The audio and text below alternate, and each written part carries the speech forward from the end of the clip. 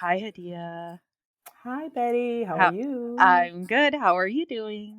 Fantastic. Wonderful. So, Hadiya, tell us about you. Well, I am an instructional designer, e-learning developer, lives just right outside of Chicago. I'm originally from Detroit. I moved here about 26 years ago. I actually moved here to be an actress. Ask me how that's going. And I thought, the glamour of, tech support first and then training and development is just much more important. So that's where I'm at. I actually kind of feel fulfilled in that regard because I feel like if you are a facilitator, you are an actress because you have to get up there and boom, boom, boom, That's the even truth when right you there. don't Yep. feel like it. So that in part in that way that mission was accomplished. But yeah, that's what I do. Wonderful. And so tell us, well, I'm from Detroit too. So Hmm. we're like kindred sisters there, kindred souls from the Detroit area. And Chicago is like a cousin city, so it works out nicely. Right. I didn't want to go Um, too far. So I just ran out of gas. It's like, yeah. I'll stay here. That's I bet you did run out of gas. That's hilarious. Yeah. Um, what would you say are some of your biggest accomplishments in life and in work? I would say I've thought about this through the years, and I think because of the timing in which I did it and the resources with which I had to do it, I would say the move from Detroit to Chicago is my greatest accomplishment. It's gone unparalleled, and primarily because I think now if I want to go to the grocery store that I've never seen before, I need to look it up online. I need to see if they have what I have. I mean, all of this planning just to go to the grocery store. I went all the way to Chicago Mhm. pre-internet and figured it out and didn't I'm like, how did I get anywhere? I didn't have a car, to track all the bus routes. It looked like one of those crime bulletin boards with the red yarn all over the place. It was just very Yep. strategic of how I would take this bus to that bus. It was really a fun adventure to try to figure out the city. I didn't have any obviously I knew people who had moved, but usually it was because of some entanglement or a job or something. I hadn't known Hmm. anyone who just said bye and just moved on their own. I was 24 at the Right. time. So to me, that's just I've done a lot, but that definitely is the thing where I sit back in awe of like, wow, how did I pull that off? I guess professionally, the biggest shock is freelancing for 10 years. My mother said to me once, I can't believe you just made yourself a job. I'm like, me either. That I just was able to make this work and keep working and not be, homeless Yeah. at this point is an amazing thing. There's this quote that I learned many years after moving to Chicago. I think it's Henry Ford. I've heard lots of attributions, but obstacles are what you see when you take your eyes off the goal, and that is definitely what it was like moving to Chicago with a job at Kinko's. I didn't see anything in my way, and I'm like, I'm going. That's it. And so I always sort of try to muster the courage of that inner 24-year-old sometimes of when I don't want to when I'm scared to do something, I try to tap into her energy. So remember her. Remember what she did. She was so Yeah. Remember her? Yeah. I like that.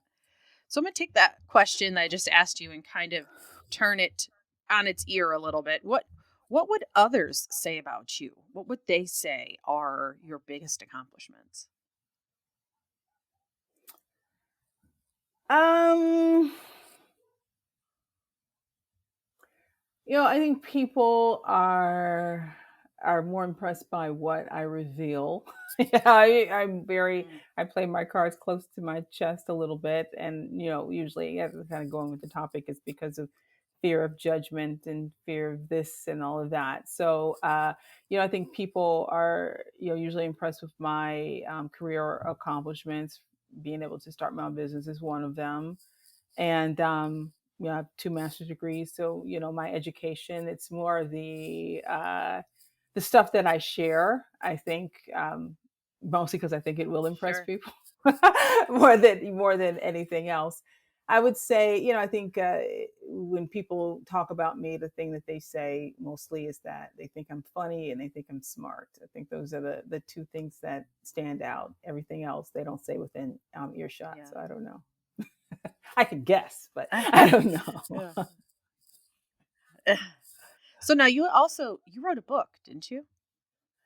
Yeah, and yeah, nothing throws you into the pit of self doubt like writing a book.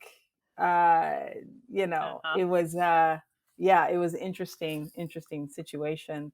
I have what I call an inner agent.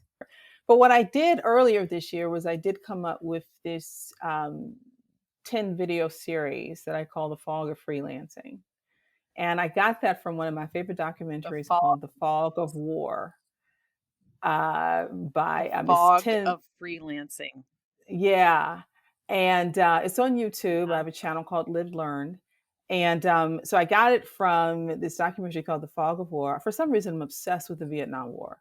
Don't know why. I've seen every documentary I could possibly wow. find about it. And it's The Fog of War. I think it's 11 lessons from Robert McNamara. And he was the Secretary of Defense during part of the Vietnam War.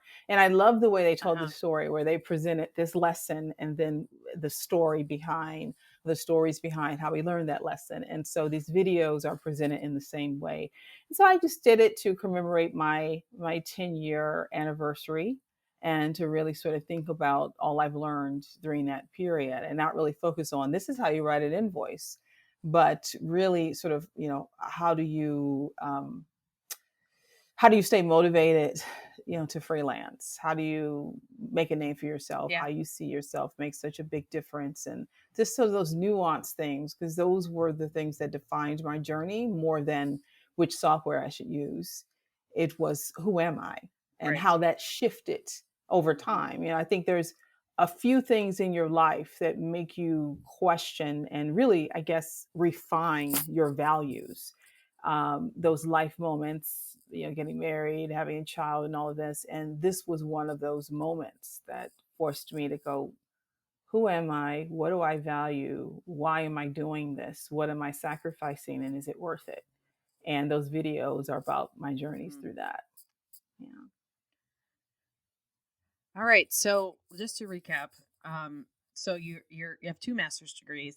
Yeah. You've been successfully freelancing for 10 years. You have a YouTube series and channel, Mm-hmm. um, all about freelancing, and then you also, just for funsies, wrote a book, just Why because sounds not? like a good idea. Yeah. Anything Yeah. else? I mean, have you won any awards? You got an Oscar, Grammy, anything like that? I didn't want to say anything. No, I do not have. It was just an honor to be nominated. No, Uh-huh. not yet.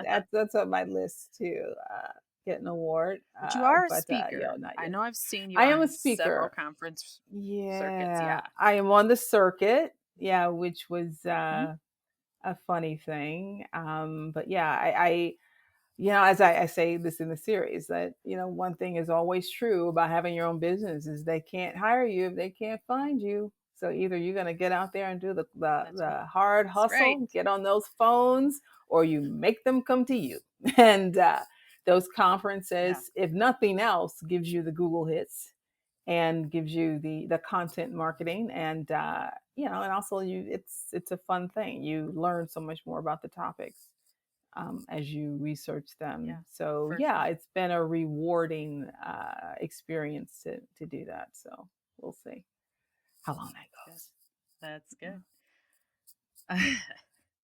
Keep on keeping on. You come on. We'll be Yeah. able to meet So back in that's all person. I've done. We Gosh can we darn. Yeah. We can hang out in person when we can go to the conferences. I'll be there. Oh I'm a yeah. staple, whether I Yeah. want to be or Yeah. not, which I do.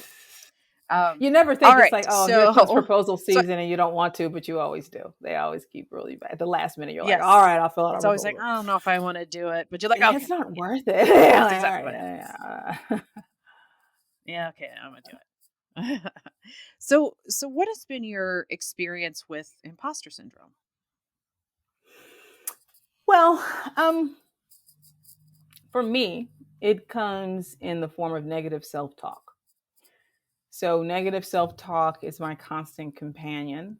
And at least it was until Mhm. just a few years ago. It went uncountered for until a few years ago, where it was the only thing. And it was so interesting as in the beginning of my adulthood, or I guess I should probably say, since I when I gained consciousness as a female human being, it was you're not doing this good enough.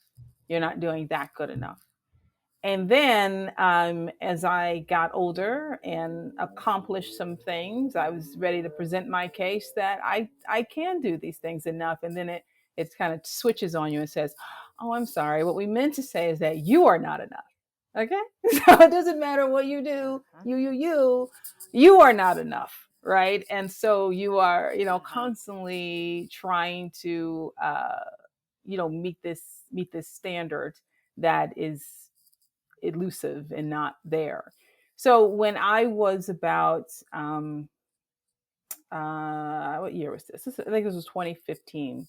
I decided to venture into getting a life coach, and I get this life coach, and she says something to me that completely blew me away. And I was telling her about this negative self-talk and this voice in my head that's like, you're not good enough, you're not doing this enough. And look, and mostly the biggest card that it would play was that you're not like these people. If it couldn't just stay Yeah. with you not being good enough, it's like this person does that better. That person, look at you, can't do that, right?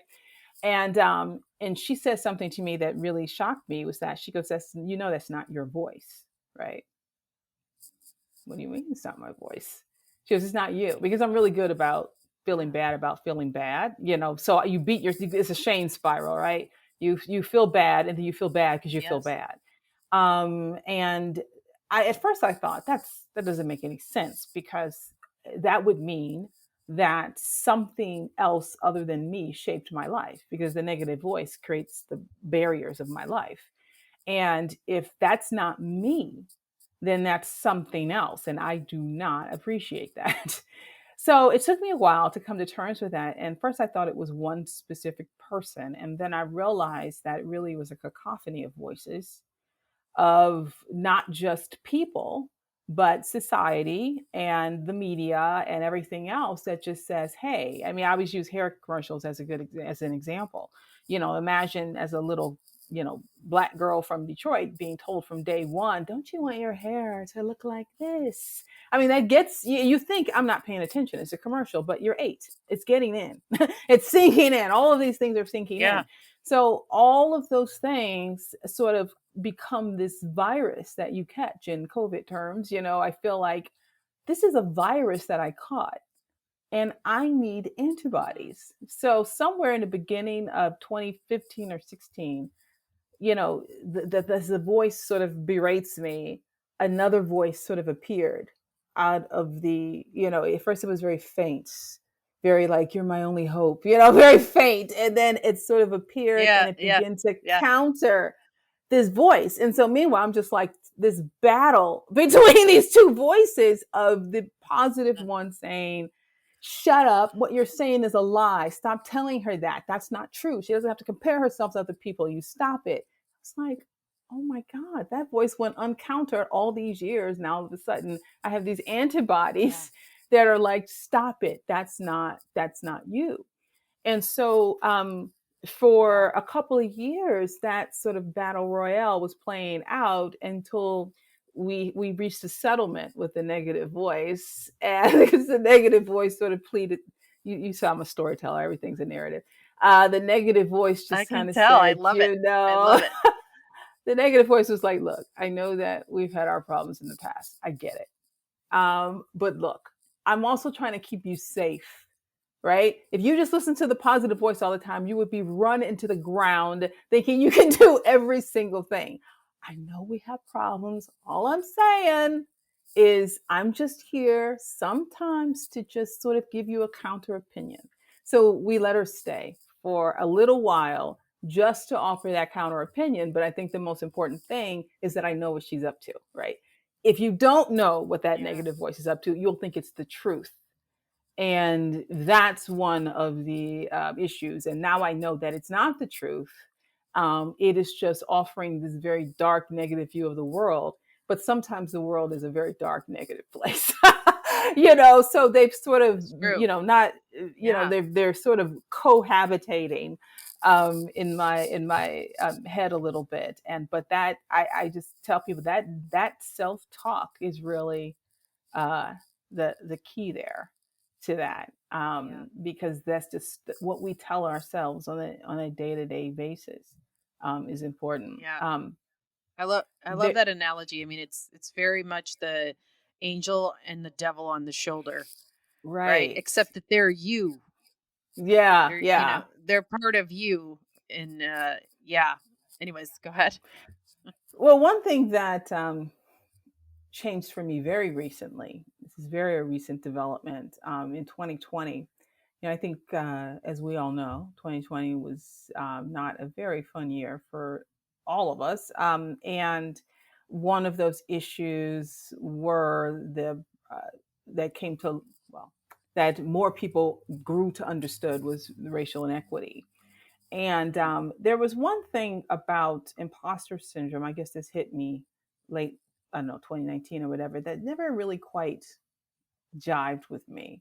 And I never knew what it was. I think there was this sort of element of, you're a perfectionist, you've come up with this impossible standard, and now you can't live up with it, and now you're sad. So fix yourself. That was sort of yeah. I mean, obviously it's a vast oversimplification, but it was something very much about that but I couldn't articulate what about that rubbed me the wrong way, that I was somehow coming up with a standard that I couldn't make. And I guarantee Hmm. there is a part of that that's there, but there's something else. And it wasn't until, last year, where I had the ability to, even as a Black woman, really start being able to connect the dots between a microaggression and systemic racism, even though I thought I was plenty woke.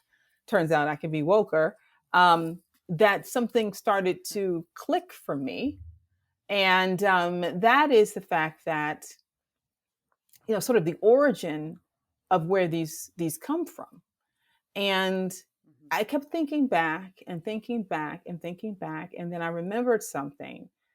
So as we mentioned, I'm from Detroit, and I grew up in Detroit in the 70s and 80s, and not a great time for Detroit. So I was in elementary school right at white flight, where property taxes dropped, and the school system suffered for that and many other reasons. And so I'm in school, and my world is all Black for all intents and purposes. My neighborhood area had a very heavy Middle Eastern population, but for all intents and purposes, it was a Black world for me. And I knew in real time that something was amiss with the education I was getting. Now, I don't want to besmirch. If you were in high school in the 80s, not a problem in Detroit, but I knew that something wasn't quite kosher about how much I was learning. And mostly because I watched PBS. I was obsessed with PBS. And I was like, there's like a whole thing out there Uh-huh. that maybe we should be learning, but we're not. Okay. So I'm already feeling this thing, this sort of angst, like, ooh, this, I don't know about this, but I'm going to college.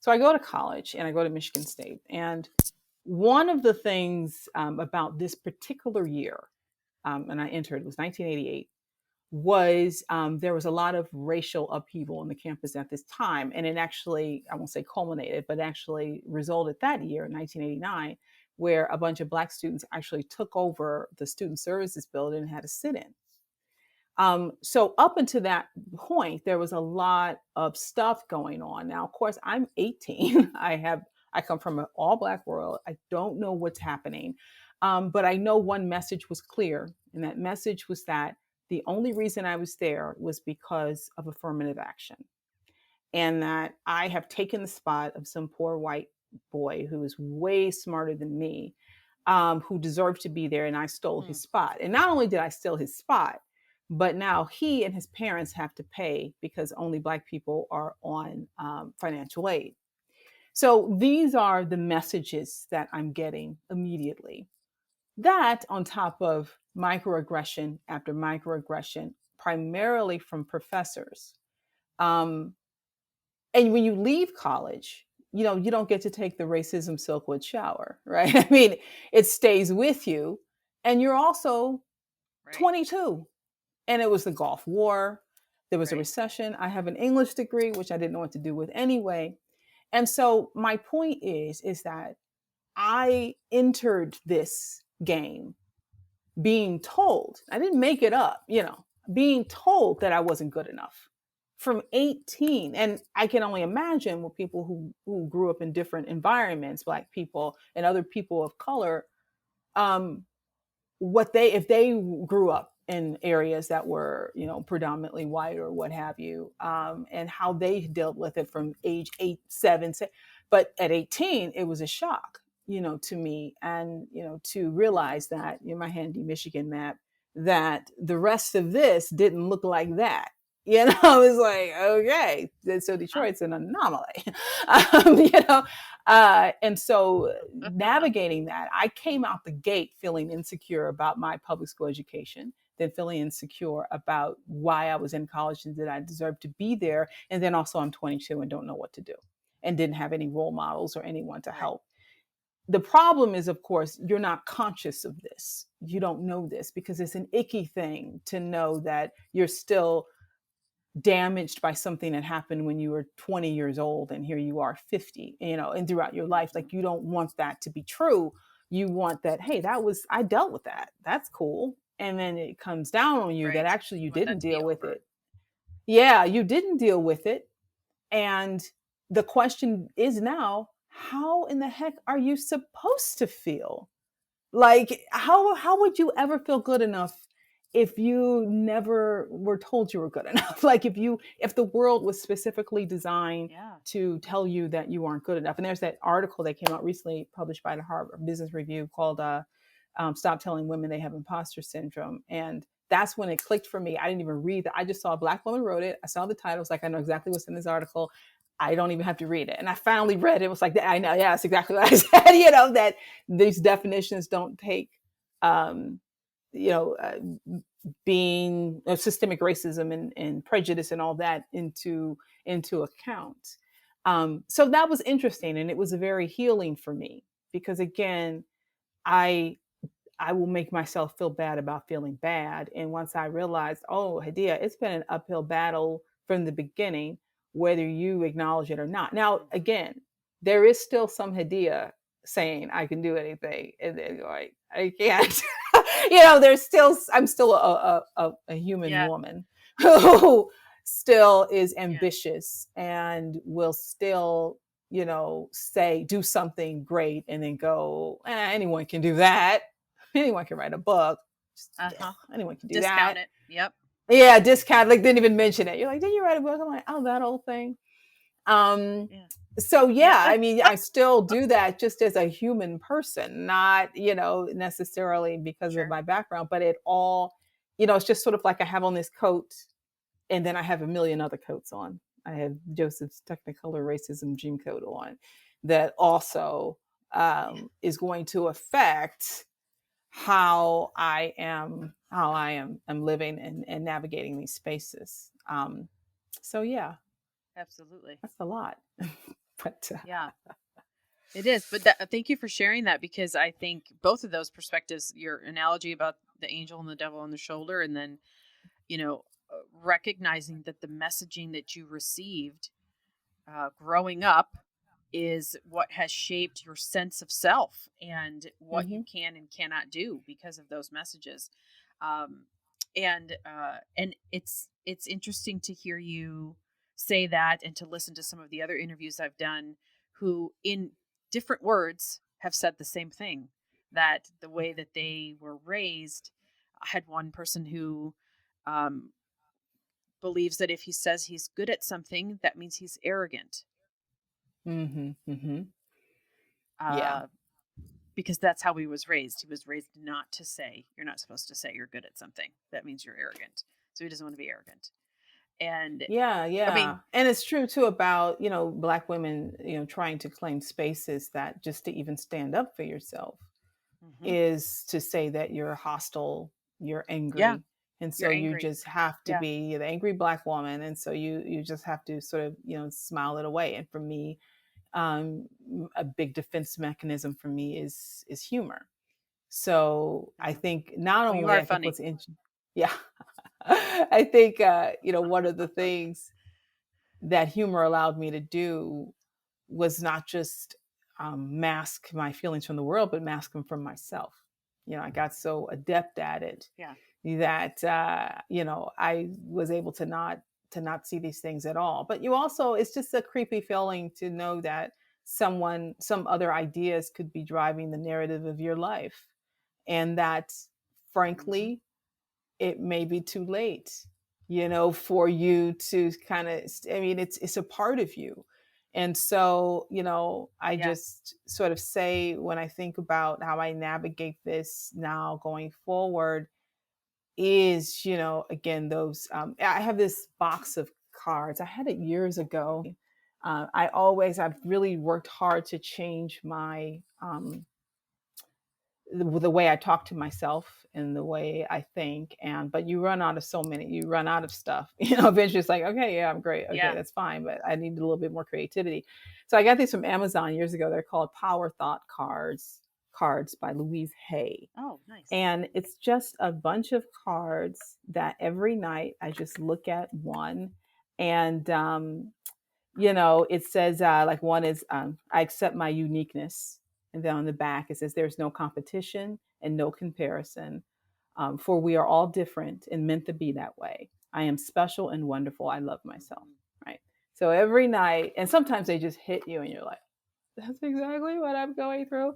And so it's just one of those Uh-huh. tools that I use to just very subtly change my wiring, because that really is what it is. Yeah. You're wired to think this way, and you're wired for self-doubt, and just trying to navigate that while doing all those other things. But luckily I have my inner agent who is not scared to sign up for Yes. stuff, and not scared to Yeah. say, yeah, She I can says speak here, I yes can for you. speak there, and speak there, and I have gradually pushed myself, but there, I'm reaching a point where I need to push further.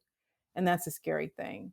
And how I shape my business and approach my Mhm. business, being freelance versus, I tell people it's a big difference between being freelance and being a business owner. The IRS sees them the same, obviously. But when you're freelancing, there's free for a reason. You don't have to tell people where you are, what you're doing, and I love that. But when you're a business owner, apparently Yeah. people need to know where you are.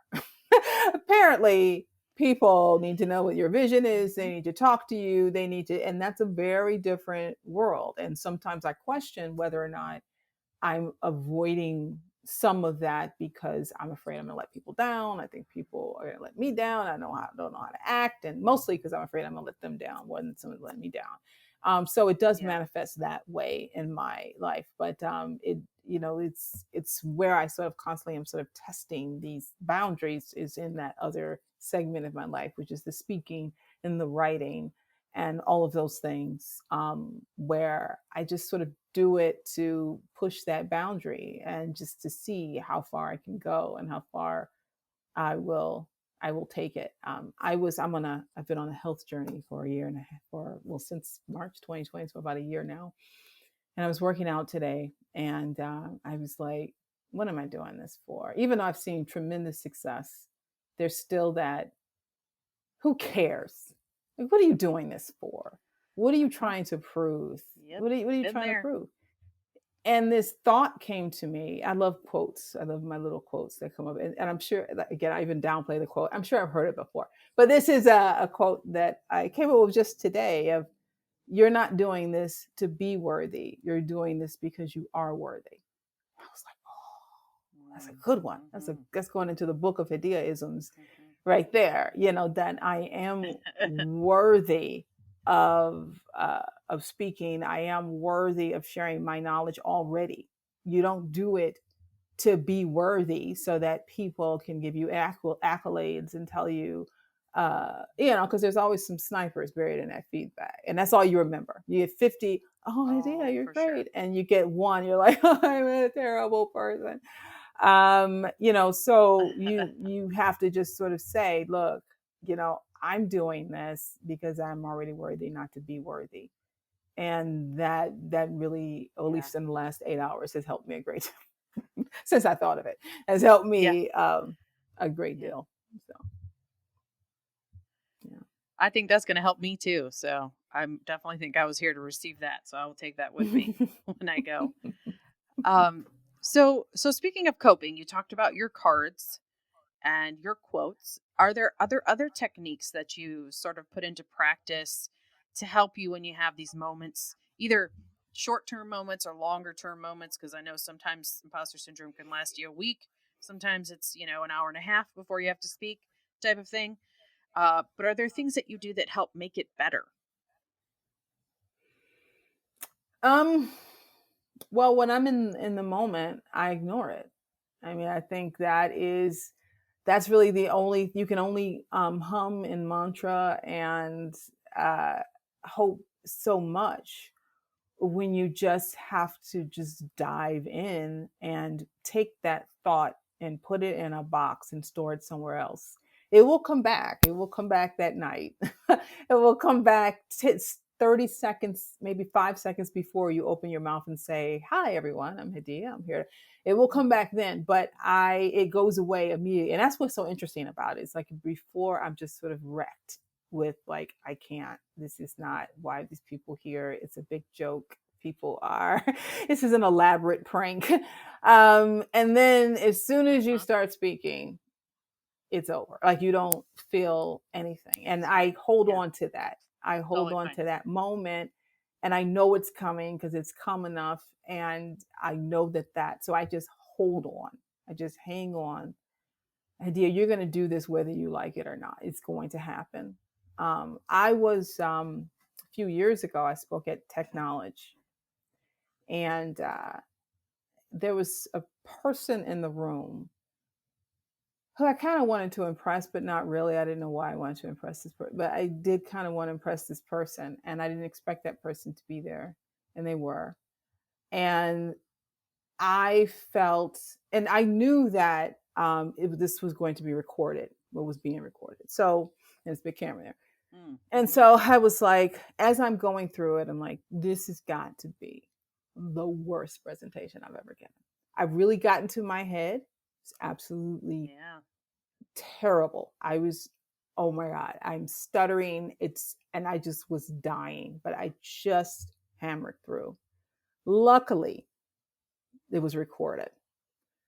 When I looked at that recording, and I'm not saying, it was, Steve Jobs, but it was such a disconnect from what I thought was happening on that stage. It was nothing like I thought was happening. So I Mhm. cherish that moment because now I think just the other day I was talking on some panel or something and I was like, God, I sound like a freaking idiot. And then I remembered that. Remember technology? Yeah, remember technology.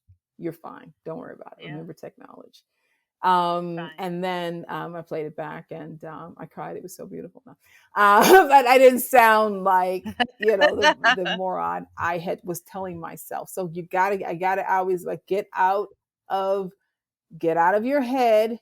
It really, again, it always kind of goes back to that self talk, of Hadiya, remember technology, or Hadiya, remember, as soon as you Yeah. start talking, it'll be fine. Just hold on until you start talking. Just hold on until you start. It's just me coaching coaching myself. Sometimes I negotiate these things so well. I'm Yeah. like, I wish I negotiated for my business the way I negotiate just to walk, just to walk into a Yeah. room. Because I'm like, okay, this is what we're gonna do. If you Right. walk into that room, I swear to God, I'm gonna do this for you. Like I'm such a good negotiator with myself. Wish I was with other things. Yes. Yeah. Well, those are awesome techniques, and thank you for sharing those. What would you share? What would you share with someone who is experiencing imposter syndrome right now? What would you tell them? You know, I will have to say that it is true that, as I mentioned, some people are snipers, and you get back in, you get into the feedback, and a lot of them are just being meanies. But a lot of it, sometimes it's true. Sometimes you weren't as prepared as you could have been. That you knew that this slide didn't quite, but you had, it was a hurry, you had to do it. Like you knew some of those things. So I learned from Mhm. those things, and knowing where the line is between what's true and what's just meant, to anonymously get to you, are two different things. So I guess I bring that up to say that there is a line between people. I'm thinking that I'm not good enough and I'm really great, because you may not be, like, you know what I mean? Like you have to, you need the proof to yourself. Like you need to Mhm. make sure that you are being consciously aware of really what you're doing. This is not a given thing. It's not a given thing that just because you think you're bad at public speaking, that you're really secretly great at it, but you just sort of think you're bad at it. Like that's not the math. That's not the equation. So you have to really start thinking, is Right. this true? What's true and what's not true? I tend to think that for most of us, it is absolutely not true, but you have to sort of think of, what is it about it that's making me insecure? Is it really that I have this imposter syndrome, or is it because what I'm feeling is echoing my own doubts about what I've seen before and seen from others, and maybe I'm not, as polished, or not whatever I want. So you have to just be able to decipher what's true from what's not true. You don't want to cut yourself off and say, I'm Mhm. not going to listen to anyone. I'm not going to listen to that, because it's all attacks, and, it's in my head and it's not true. Um, you just have to sort of take that as a piece of data on your journey, and then really think about, who are you? What are you presenting to the world? How are you helping people? I think, and that's another thing I say a lot, I say, when we do these things, think of this as a not a spotlight, but a headlight. Another Hadiyaism that I came up with a while back, which I love. Mhm. In that, don't think about, it's just me putting this spotlight on me and how special I am, and how can you be a headlight for others? How can you shine the light Yeah. forward for others? And I find that that takes some of the pressure off me trying to be this perfect person, and instead saying, I am an expert in my own experience. And that is a valuable thing. That's an important thing. And that is something that people can grow and learn from, and that I can help people with. And no one can take that from me. Am I an expert in this topic and that topic? Maybe not. And so I'm not going to pretend or try to be. But I am an expert in my approach to Mhm. applying that topic and what I've seen from that topic. And the rest will come in time. I mean, a lot of this is just time. It's just time. Yeah. It's not going to happen overnight. What I thought about, like, just like with I said about Michigan State, that if we would have been talking about this in 2018, where I would have never come up. It would have never come up as something that I realized I was carrying with me, and was fueling this thought of me being an Yeah. imposter, and was formed the basis, the very foundation of what it meant to be a professional and not be good enough at the same time, in the face of all this Mhm. proof that you are. Mhm. Just like I had proof that I deserved to be at Michigan State, but no one cared. What mattered was, the climate at the time, and what mattered was my skin color. What mattered where I was educated in Detroit Post. That's all that mattered, even though in the face of the proof that I had. Um, and the same is true day to day. In the face of the proof that I have that I am good enough, I still am haunted by not being good enough. Right. Yeah. Yeah. Yeah. You're the second person that's called it a haunting, and I think It that's a is. It is a accurate haunting, description. and I love paranormal Mhm. shows. So, it is that idea out the corner of your eye. It's just someone. no, she is not trying, So, yeah. of hearing things, of thinking that, and I can obviously know I've been talking about voices, but I know they're not actual voices. just how you know. Okay. Good. But Thanks for clearing that up. I Yeah. I know, just in case anyone tries to get me committed. Just But in case. yeah, Yeah. it's yeah, it's been a journey, and I'm glad you're doing this, and I hope that people, and I want everyone to benefit from this, but especially, being biased, I hope that any women of color, specifically, African American Black women out there who are watching this, will know that there is a legacy here, there is a history here. You aren't just making this up. People told you, and it may be directly to your face or through other means, that you weren't good enough, and acknowledge Yeah. it and keep it moving. Yeah. And then my last question to you was going to be, why did you want to be part of this imposter syndrome project? But I think you just answered it. Yeah. Maybe. Yeah. Unless you have Yeah. more. What's the point of a lesson learned if you don't? I wish I learned it younger, but like, again, I don't think you can. It's time. It's time.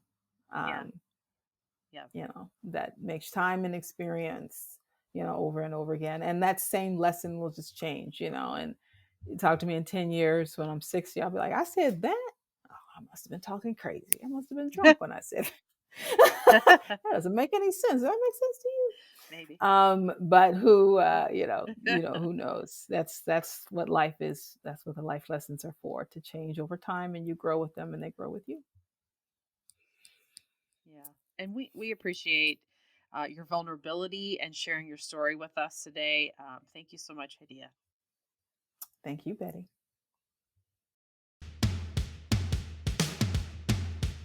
If you like this series and you want to show support, go to buymeacoffee.com/ifyouaskbetty to learn more about how you can support this and future If You Ask Betty projects.